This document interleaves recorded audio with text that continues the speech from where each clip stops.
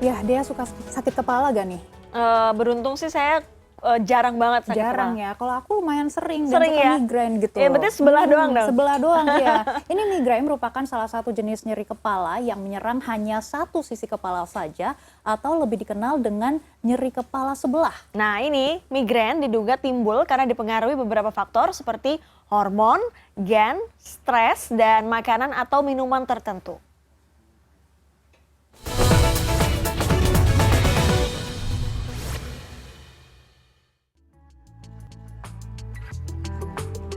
Migrain adalah nyeri kepala dengan intensitas sedang hingga berat yang terasa berdenyut yang umumnya nyeri hanya mengenai sebelah sisi kepala saja. Migrain masuk kategori sakit kepala primer. Berdasarkan penyebabnya, menurut Kementerian Kesehatan Republik Indonesia, sakit atau nyeri kepala terbagi menjadi dua, yakni primer dan sekunder. Sakit kepala primer tidak terkait dengan penyakit tertentu, sementara sakit kepala sekunder terjadi akibat penyakit tertentu seperti adanya tumor otak. Penyebab migrain belum diketahui secara pasti. Migrain diduga timbul karena beberapa faktor seperti perubahan hormon, berat badan berlebih, faktor gen, konsumsi makanan dan minuman tertentu, serta stres. Sebagian masyarakat merasa migrain dapat mengganggu aktivitas dan perlu dihentikan sesegera mungkin. Kurangan tidur gitu. Kurangan tidur, lemas badan, pusing kepala gitu. Yang paling terasa tuh di bagian mana nih? Biasanya sih awalnya dari belakang gitu pusing. Kalau migrain itu banyak minum sama makan aja, saya jarang ke dokter gitu. Tapi kadang-kadang kalau udah parah sih paling ke dokter gitu. Paling tidur doang, udah kalau udah tidur ya udah mulai enakan. Yang paling terasa di bagian mana atas kepalanya? Sebelah sini, kepala belakang gini, ya gitu. Kalau migrain kerasanya gimana? Kayak cenut banget atau? Pusing banget, poek lah sana kalau orang Sunda mah. Migrain terbagi menjadi 3 jenis. Pertama, migrain tanpa aura, yaitu sakit kepala tanpa disertai tanda-tanda tertentu. Kedua, migrain dengan aura, yaitu sakit kepala yang disertai dengan adanya kilatan cahaya sekitar 30 menit sebelum sakit kepala menyerang.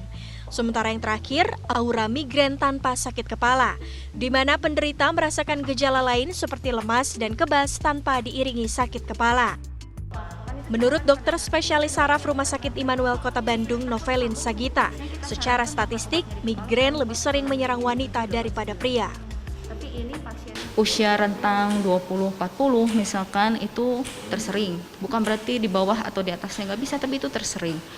Dan biasanya pada wanita kadang-kadang dipengaruhi siklus hormonal, misalkan menstruasi, menjelang haid, saat haid, sesudah haid, frekuensi serangan bisa meningkat. Bahkan ada juga yang hanya mengalami serangan migrainnya di saat haid saja, bisa demikian. Ngaruh sekali. Kita bilang menstrual migrain. Penanganan migrain dilakukan tergantung pada frekuensi tingkat keparahan migrain serta kondisi kesehatan pengidap migrain. Disarankan untuk berkonsultasi dengan dokter apabila rasa sakit yang ditimbulkan sudah tidak dapat ditangani dengan obat yang dijual bebas di apotek selama lebih dari 5 hari. Mengingat terdapat potensi nyeri kepala dengan tipe lain apabila terlalu banyak mengkonsumsi obat pereda sakit kepala. Kalau yang abortif tadi diberikan hanya pada saat nyerinya muncul. Saat tidak nyeri, obat tidak diminum.